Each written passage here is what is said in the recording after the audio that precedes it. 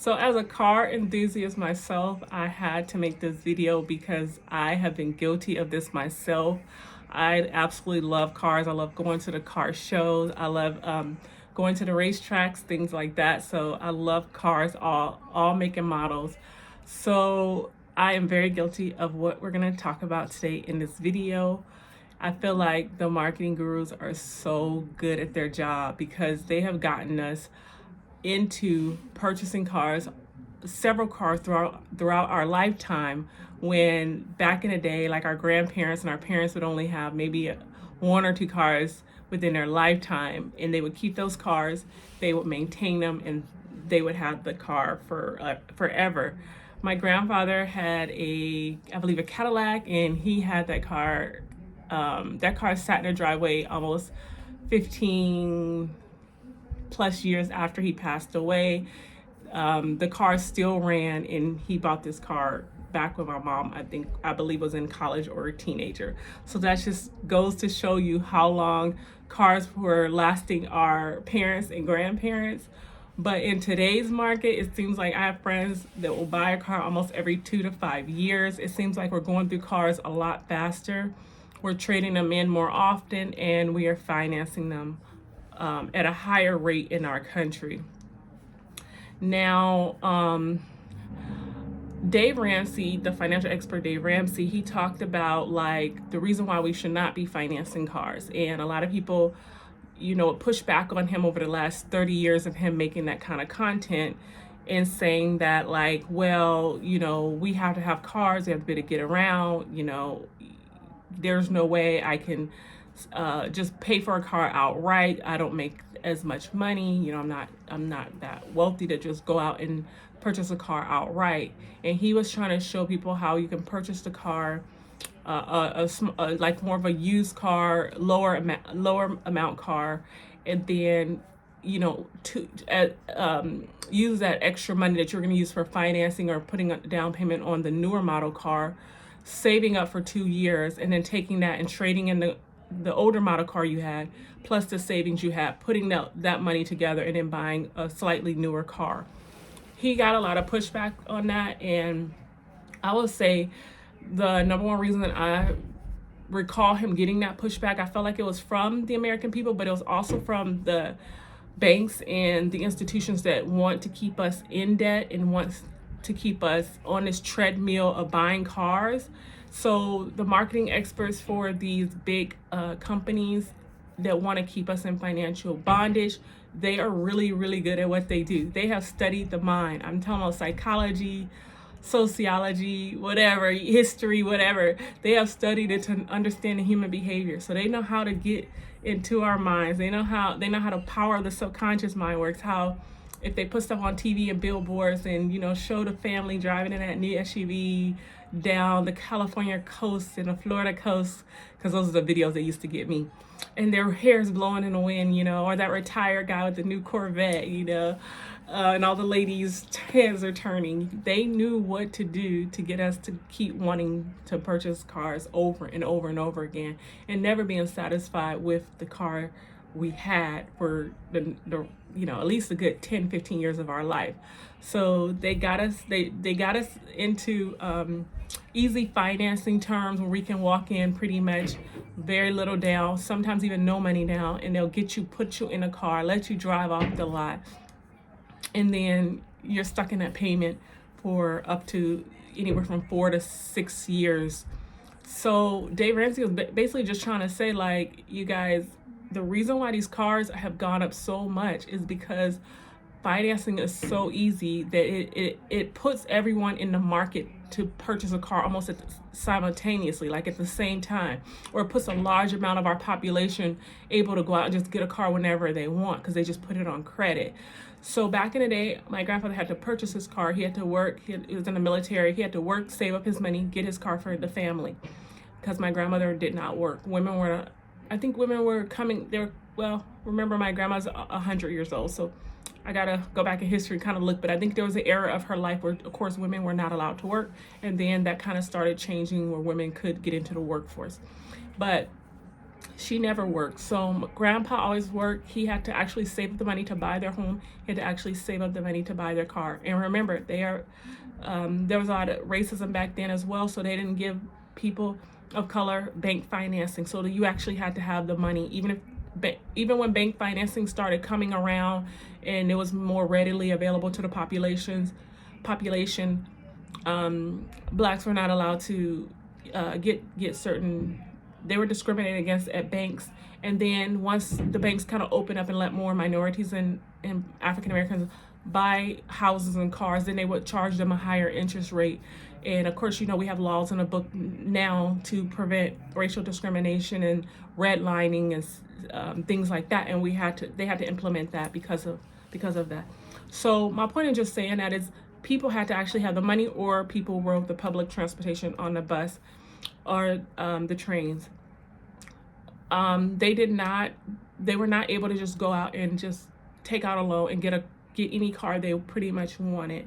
Today, the way things are going, people can, I've heard people making $30,000 a year having $80,000 car loans. I don't know how it's possible, but there's been reports on that. There's been articles written on that. People will make, as long as they can make the monthly payment and stretched out over up to now, I think they extended it to 72 months. They will finance these individuals if they have a certain credit score. So because people can go out and get cars really easily and all the financing available, it caused cars to jump up in price because of supply and demand. So the more we continue to support this system, the more cars are going to start going up, houses are going to go up, the more you're taking out loans and staying in debt. That, of course, you're making somebody else very wealthy, but you're also adding to the system of usury or interest. And there are certain religions and faiths that do not, according to I don't know if I read that in the Bible, but I know in the Quran and in the Torah there are things that God has said about usury and interest. And I know in the Quran it's called riba. In Arabic they call it riba.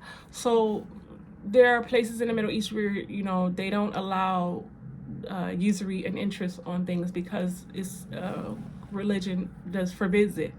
So United States of America does not adhere to that, and so United States of America constantly promotes you staying in debt for the rest of your life, and then it teaches that to your children to continue to stay in debt for the rest of their life. And it's just a cycle that is ongoing, and it is really hurting the American people, and it just has to be broken.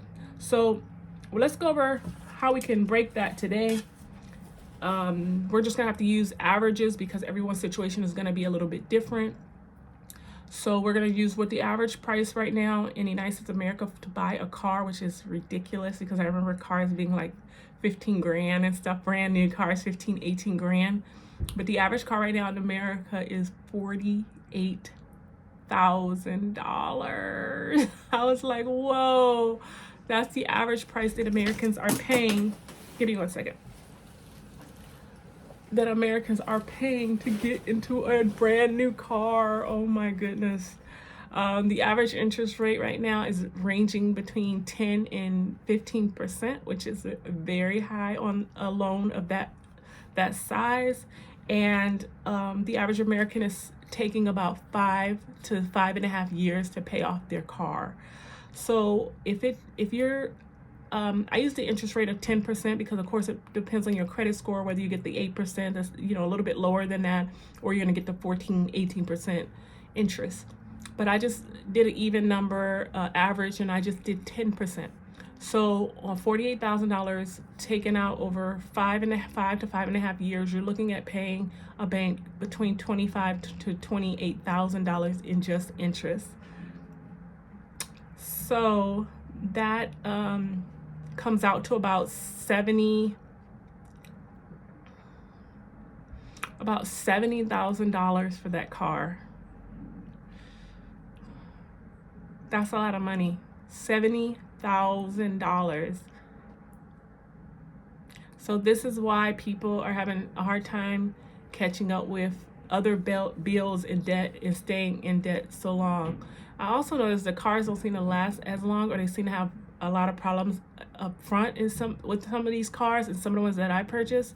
So it's like they're not lasting long. So, once you get it paid off, it starts breaking down, like major repairs. So then you start thinking to yourself, do I need a new one? Because this one's giving me trouble, So it puts you in that cycle again. So the $70,000 was just the interest in the car itself. Then, of course, we know we have car insurance, which ranges us from $100 to up to $300 a month. I've heard people paying up to $400 if they had a couple of accidents. Thank God I don't have that issue, because that will be really hard to deal with. Gas, gas has been an issue because we've had so many cycles over the last 15 to 20 years where I remember gas used to be 97 cents in the 90s, and then in the early 2000s to a little bit after that, we started paying about the $2 range, then we went to the $3 range, then we went to the $4 range, and if you're on a California, I heard they went up as high as $5 to $7 range, $8 range. Just for regular unleaded. This was not even for premium. This wasn't if you were a CDO truck driver and you needed diesel. This was regular gas. So gas in a car runs the average American person about $100 to $200 a week. So we're looking at $400 to maybe $800 a month in gas. So we're looking at almost another $5,000 to $10,000 a year in gas over 5 years. I don't know, that's about 20, let's just say 20 grand just for some even math, because it's the average and you guys can do the math on that. And then we have the car registration, which isn't a big deal. I mean, it's $60 to $100 depending on what state you're in. You might have to get an inspection. You have to have your car registered. So you're looking at about $60 to $100 a year. That's not too bad. Tires and oil changes. So I get a lot of flats driving around Texas. We have a lot of nails. I don't know why. We just have potholes and nails. I feel like I get flats very often. So there are some stores that will patch your tire for you for $25 to $40, something like that. But if it's too bad, by the time you get it, you can get to, like, if you can ride on it a little bit and get to the tire shop, sometimes they can patch it. If they can't patch it, then you got to get a whole new tire.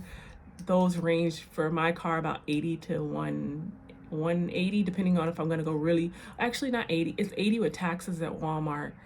So about $100. And then if I want to go to Discount Tires, for the kind of tires they have, but it comes with the warranty up to I don't know, 30,000 miles or something. I don't really remember. That tire ranges about 140 to 180. So for oil changes and tires, you're looking at, let's just say, another $1,000, $2,000 a year, depending on the kind of car you have. So in 1 year of just getting this car, this example, you could be paying out, upwards of $10,000 to $18,000 a year just between the gas, the insurance, the car payment, the interest. So that is where I think a lot of our financial freedom is being taken away from us. I think that's where a lot of our money is going. We know we're doing this when we're going out and getting these cars, but it's, at the same time, no one's really explaining it to us this way. So it's kind of like, oh, it's just a car. I can afford the payment, and I have a good job where I can pay this car, so I'm not going to worry about it. Living without a car is so difficult, especially where I'm from. It's so difficult. When I'm traveling or outside of Texas, there's usually Chicago, New York has train systems and things like that. So that makes it easy in cities like that. But in Texas, first of all, it's very hot, like 100, 110, 5 degrees or whatever, very humid. You can literally walk out the door and literally go from your car to maybe inside of a store and you're just drenching in sweat. It's really that bad. My makeup melts off my face. It's really, really bad. I mean, it's really hard and our transportation system's not the best. You are looking at 30 minutes to an hour to wait for one bus, but usually, because how big the city is, it takes you 2 to 3 buses to get to where you're going sometimes. So you're standing out in the hot sun. And of course, it's more like 45 minutes to an hour, because it's like you'll get dropped off. You'll get on one bus, but then when you get to that next bus, it already went by, so you gotta wait. So by the time you get to that next bus, so the transportation is really not the best. And the fact is, so many people have cars now. It's just really rare to take the bus unless you're just trying to save money. You don't have a car, or you're of a maybe a little bit lower income. You can't afford a car. Other than that, everybody has a car. I don't hardly know. I mean, you go to Texas, you go to look at some of those driveways. It's like there's anywhere from 2 to 4 or 5 cars in the average household driveway in the suburbs and stuff. And even in the city, not just the suburbs. But so let's look at what can we do. Like, this is an issue. Like, we need a car. It's very hard to go without a car unless you live in a city where it has good transportation. And how do we break this cycle so that we don't keep repeating it for the rest of our lives, and we don't pass this on, this behavior and this debt on to our children? How do we teach them differently? And then how do we change ourselves now that we have this information? So like I said, I love cars. I think we've been doing things very backwards. Like, we were taught, get a job, then we go out and we finance that car, and then we go get the credit cards, the student loans. Like, we've just been taught differently. Now we're going to reverse engineer all of this, and we're going to work backwards. So now you're in a car loan, or you have a car right now. Great. We're going to work on this plan so when you need your next car, okay? So I did some well, before I get into that, I want to say also, I don't believe in buying really bad cars or reused cars that have a lot of issues. Of course, I believe you just got to find the cheapest, best, reliable car. So sometimes people are like, go get a $2,000 car, go get a $5,000 car. There's nothing wrong with those cars. I actually bought a $2,000 car years ago in college from a family friend. The car lasted me, it was only $2,000, so it lasted me almost 2 or 3 years or something like that. Actually, I think I want to say it lasted me 2 years, so it's almost like I paid $1,000 a year. So to me, that was really cheap.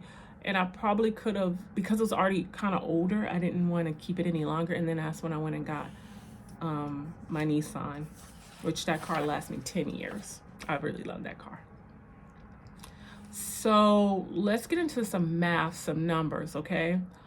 So let's say you decided to go out and finance this $48,000 car, plus the $25,000 in interest, plus estimated oil changes, estimated car insurance, gas, car registration.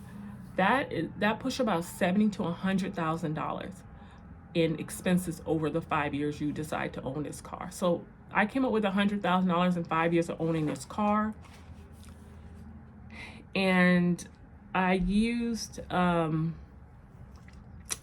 8% return on investment, annual return on investment, if you were to invest this money. Of course, I talk about that there are funds that will pay you anywhere from 6 to 15%, depending on which fund. If it's a more aggressive growth fund, or if it's an international fund, small caps, those tend to rise. They do have their volatile years, but if you leave your money in there, you'll start seeing some years where it'll jump to like 20, 30, 40% returns, and it'll last maybe a few years. Then it'll kind of level out, and then it'll probably reverse back and be in a negative for a few years. So if you get in those funds, and like I say, you are able to get those good returns, or if you're like, that's too risky for me, that's fine. Just we're assuming you don't need this car right away because you already have a car. You're just planning for how you're going to deal with the next car purchase. You're going to have the money this time around. You're not going to finance it anymore. This is what this video is for. So if you left that $100,000 in the stock market for 10 years, you at 8% return, you were going to have about $260,000 saved up. Once you had that $260,000 saved up, you were going to get a passive income off of that investments of $22,000 a year. Now that is some good money, because you can get, let's say you're now getting ready to you've saved this money up. You're smart for 10 years about not buying another car, or either taking public transportation, or just saving this money instead of putting it towards another new car. So you saved up this money. Now you still have the $260,000, 264, but I'm gonna round it and make it even, just say 260. So you have the $260,000 and as your principal balance, and then you're getting $22,000 a year as your like either dividends or interest balance. So you never even have to touch the 260,000. You can just take the 22,000, go buy yourself that new car, or you can take the 22,000 and then add some, if you have a little bit coming in from your paycheck, you can add another 5, 10, 15, 20,000 onto that, and now you can go buy that $40,000 car and you never touch your 260.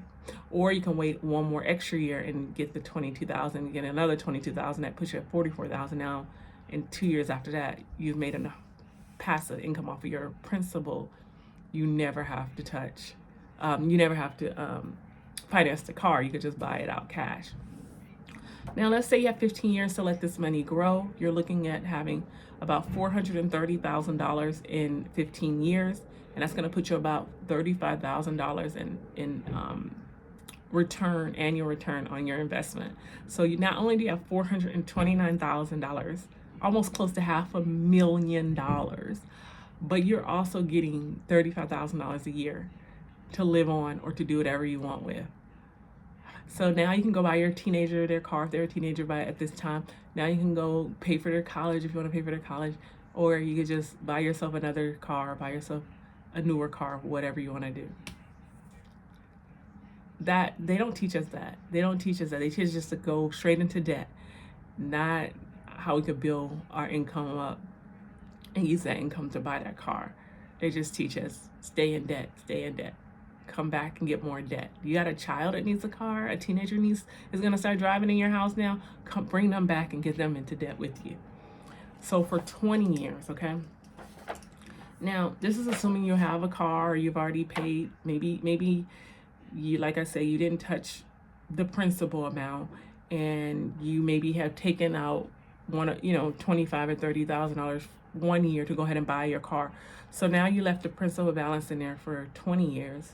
So in 20 years, you'll have $55,000 in passive income.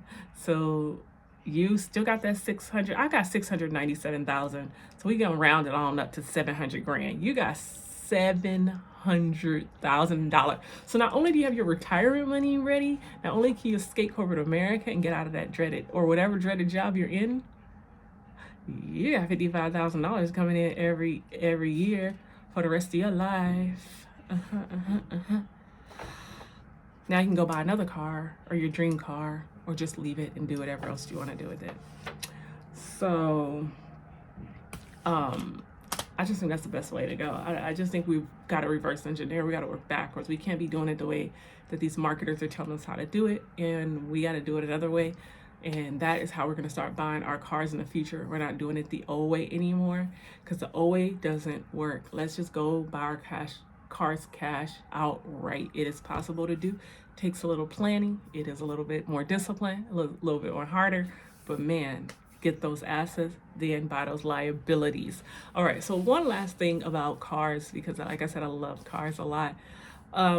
Sometimes people ask me like, well, I need to buy this car now because it's a collectible, or it's going to be a collectible.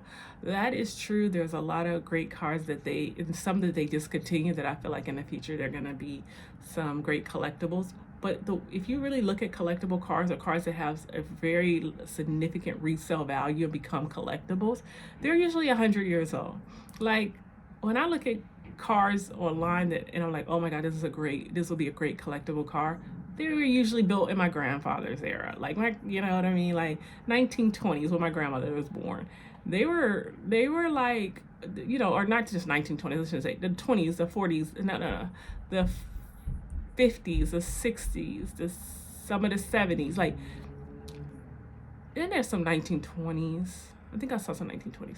But you get what I'm saying. Like, these cars are not, we won't even be around when a lot of these cars will be considered collectible.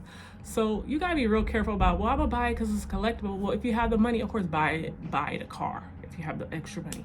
If you're doing this plan, you're going to have the money, baby. You're going to have the money. So If you have the money, buy the car. But if you don't have the money, do not go finance this car tomorrow. It's going to be a collectible. Because here's what could happen. You might buy it. Of course, you won't be around to see the appreciation on it. And so you're probably going to have to pass it down to one of your children.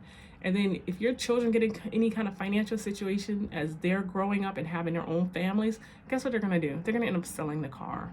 And the long-term appreciation or value you think you would have gotten for it or passed down to your kids, they may not be able to reap that reward, and you went into debt most of your life, and you were at your job working, not spending time with your kids, not spending time with your grandkids. You were so busy working, and then you pass away, and you're worried about a car that may not appreciate for 50 to 100 more years. So, because a lot of cars depreciate, so if it's a collectible, it's going to reverse and go back up in value. It's going to probably go lower in value as you drive it off the lot, but then give it about 40 to 100 years, it goes back up in value. So I think this is a great plan. If you need help getting on your escape plan, you know how to reach me. But I think this is a great plan for the escapee community to start following so that they can get financial freedom and not be bogged down with one of our most largest expenses that we deal with that takes up the majority of our paychecks. Housing and our cars are taking up the majority of our paychecks and our money. So, but once you get on your escape plan and you are financially set, you can go buy any car you can afford. You can buy whatever you want. This is just to get you going and get you out of that rat race trap. And then after that, you're gonna live the best life you can live. Thank you guys so much for watching. I'll see you in the next video.